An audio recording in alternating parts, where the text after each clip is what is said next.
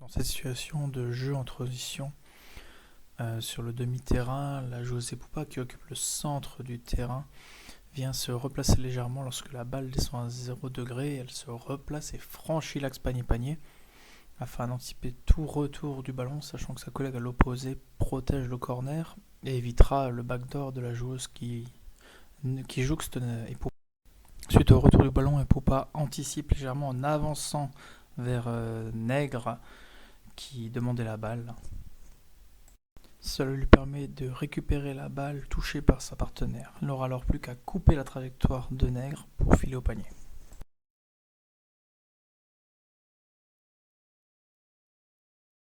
Dans cette situation de rebond défensif, Poupa se présente à la rebondeuse de son équipe avant même que celle-ci ait touché le sol. Très rapidement, elle pivote, ouvrant son angle de vue et prenant les informations notamment à l'opposé. Elle peut alors pousser le dribble dans l'axe, allant chercher un léger contact avec le défenseur sur sa droite, qu'elle maintient donc en fixation, l'ouvrant l'espace de jeu pour sa partenaire à gauche. Dans cette situation de remise en jeu sur la ligne de fond en zone arrière, Poupa se décale très légèrement dans le couloir intermédiaire. En un simple pivot, elle peut donc complètement ouvrir son angle de vue sur l'ensemble du terrain. Elle s'offre ainsi une opportunité de passe baseball à une joueuse élancée au loin, qui peut finir à l'anneau. Dans cette situation de repli défensif, Poupa arrive légèrement en retard. Accrochant visuellement le ballon, elle identifie que ses partenaires sont parvenus à le stopper. Anticipant un retour de passe et la recherche de solution par le porteur de balle adverse, elle vient contacter la joueuse poste 5 de l'équipe adverse et la contourner par derrière afin de la surprendre. Il ne lui reste alors plus qu'à piquer le ballon et filer au panier.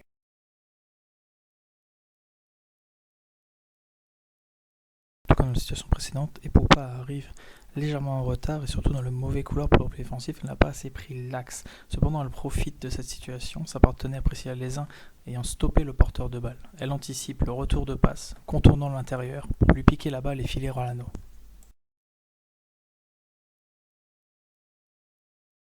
Récupère le plus tôt possible et presque dans les mains du rebondeur la balle. Elle identifie du regard directement sa joueuse partenaire qui court vers l'avant. Elle libère donc rapidement la balle à sa partenaire, créant la fixation du défenseur le plus proche. La porteuse de balle est connue pour ses qualités de vitesse et de drive. Le défenseur anticipe donc, repliant fortement vers la raquette. Lorsque le porteur de balle se stoppe pour tirer, le défenseur est trop loin, laissant de l'espace et offrant le shoot ouvert.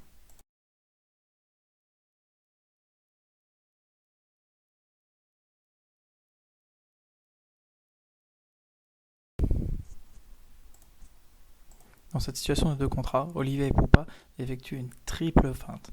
Du regard vers sa partenaire sur la gauche, de la balle en feintant la passe, mais également du premier appui. Le défenseur est pris dans la feinte et Olivia n'a plus qu'à orienter son second appui pour finir son Eurostep à l'opposé, finissant à l'anneau.